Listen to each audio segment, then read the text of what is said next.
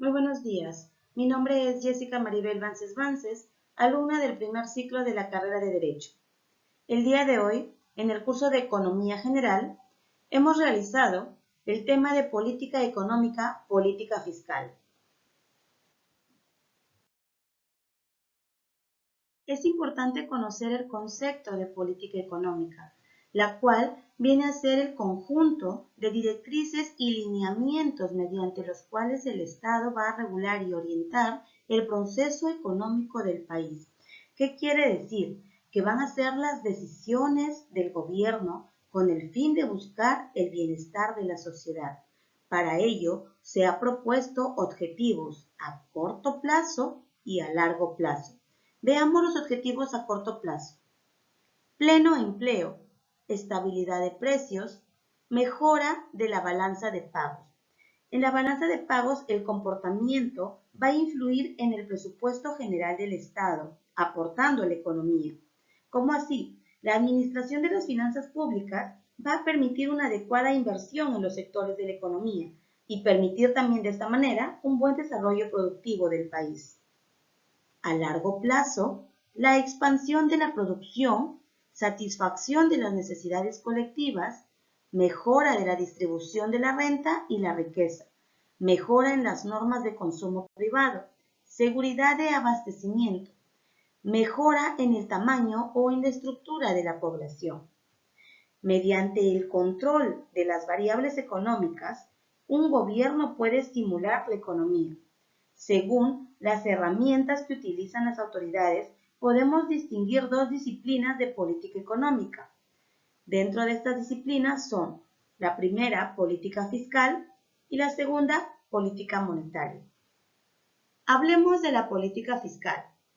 Fisco significa recaudar dinero para el Estado.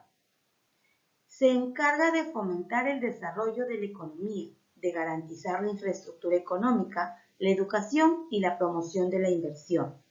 La política fiscal está dirigido por el Ministerio de Economía y Finanzas, por el MEF, y con las herramientas que utiliza van a ser los ingresos fiscales y los gastos fiscales. Los ingresos fiscales vienen a ser los impuestos, más conocidos como el IGB, el impuesto a la renta.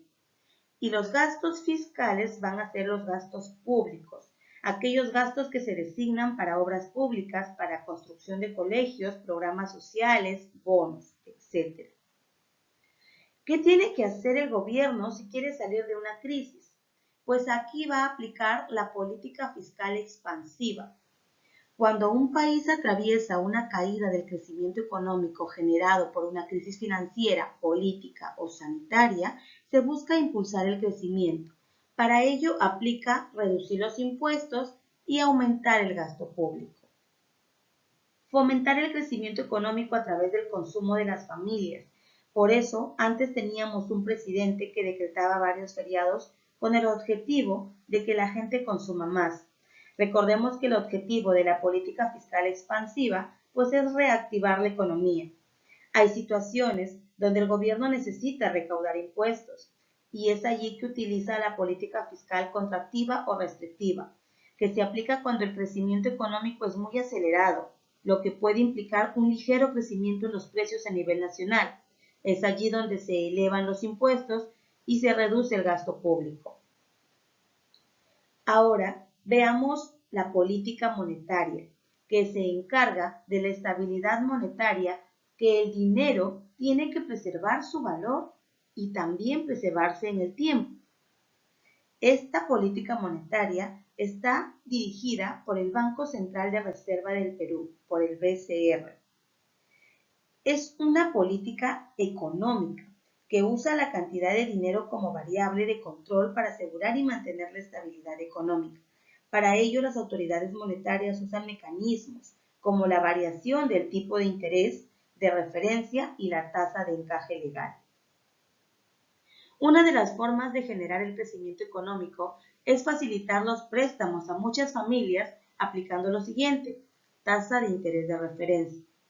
La política monetaria expansiva se utiliza cuando un país atraviesa una caída del crecimiento económico generado por una crisis financiera, política o sanitaria y se busca también impulsar el crecimiento.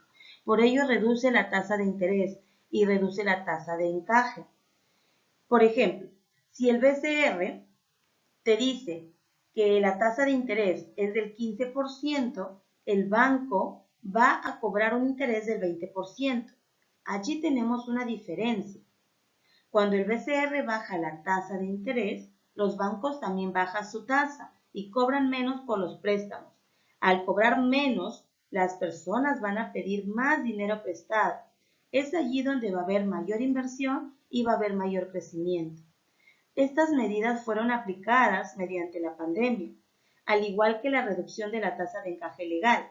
El BCR obliga a los bancos a tener un porcentaje de lo que otras personas ahorran. Si el BCR baja esta tasa de encaje, los bancos van a prestar más dinero a más personas y así va a haber una mayor inversión y generan crecimiento económico.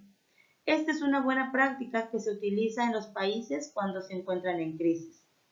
Lo contrario sería para controlar la inflación, dado que hay mucho dinero circulando, el BCR tiene que hacer algo, pues aplica la política monetaria contractiva o restrictiva, la cual va a elevar la tasa de interés y elevar la tasa de encaje.